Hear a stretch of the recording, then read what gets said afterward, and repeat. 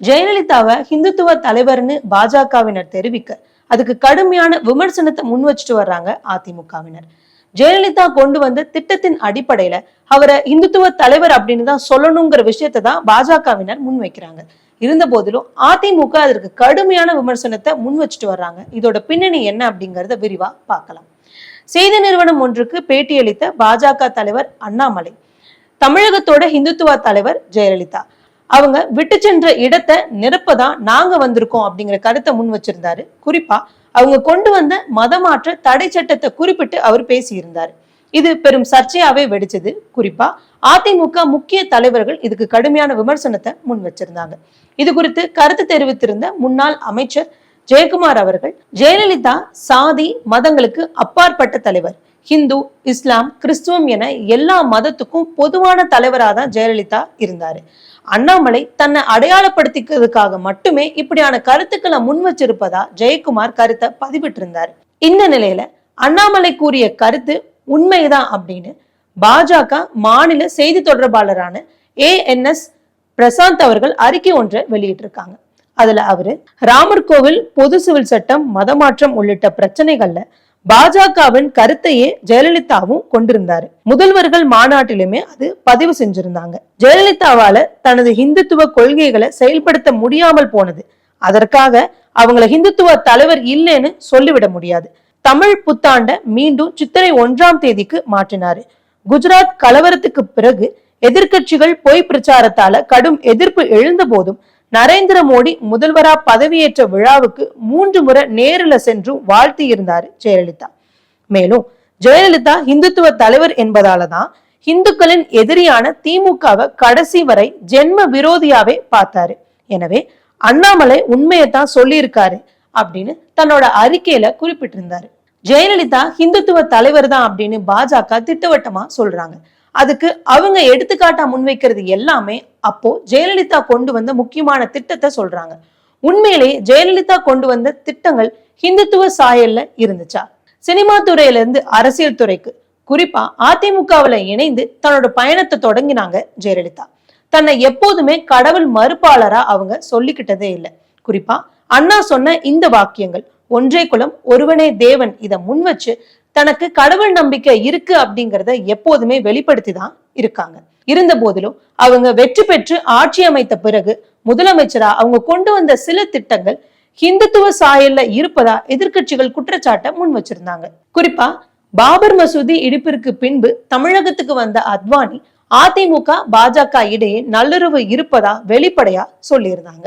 அதே போல பத்திரிகை ஒன்றுக்கு பேட்டியளித்த ஜெயலலிதா அவர்கள், இந்தியாவில ராமருக்கு கோவில் கட்டல அப்படின்னா வேற எங்குதான் கட்டுவது அப்படிங்கிற கேள்வியையும் முன் வச்சிருந்தாங்க.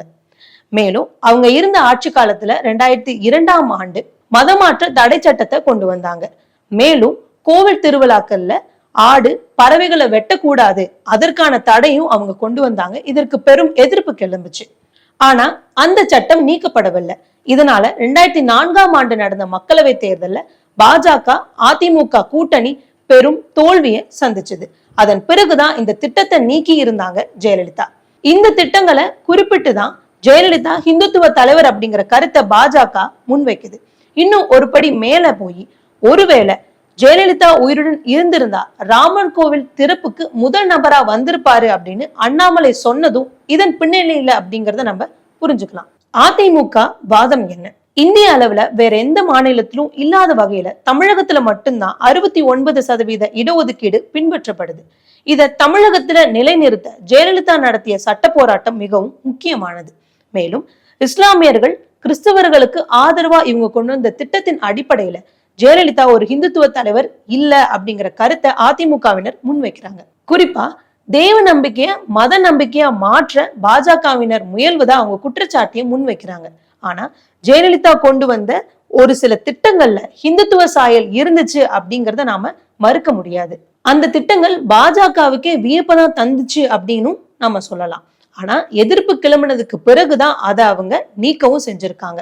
குறிப்பா தமிழகத்தை பொறுத்த வரையிலும் திமுக சமத்துவம் பேசிய ஒரு கட்சி. ஆனா அது ஹிந்து மதத்துக்கு எதிராக இருப்பதாதான் பிற கட்சிகள் குற்றச்சாட்டை முன் வச்சாங்க. அதனால தமிழகத்துல அது சார்ந்த கொள்கைகள்ல ஒரு அரசியல் இருக்கணுங்கிறதுக்காக தான் ஜெயலலிதா ஹிந்துத்துவ சாயல் கொண்ட சில திட்டங்களை எல்லாமே முன்னெடுத்தாங்க.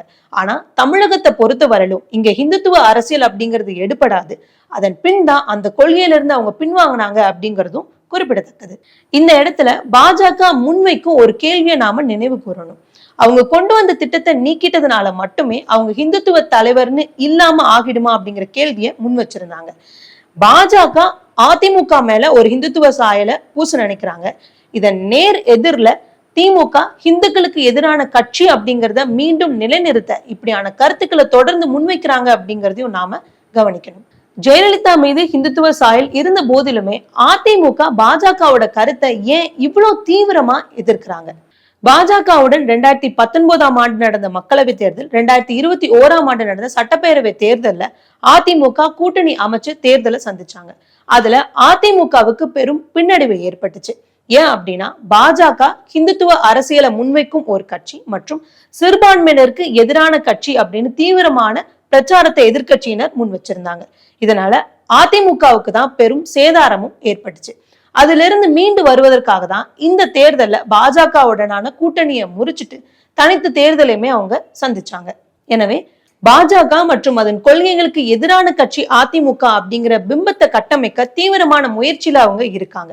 இந்த சூழல்ல அதிமுகவோட முக்கியமான தலைவரை ஹிந்துத்துவ தலைவர் அப்படின்னு பாஜக சொல்லக்கூடிய கருத்து மீண்டும் அதிமுகவுக்கு பெரும் பின்னடைவை தான் ஏற்படுத்தும். இதனாலதான் அந்த கருத்தை சொன்ன அண்ணாமலை மற்றும் பிற பாஜக தலைவர் மீது அதிமுகவினர் கடுமையான விமர்சனத்தை முன் வச்சுட்டு வர்றாங்க.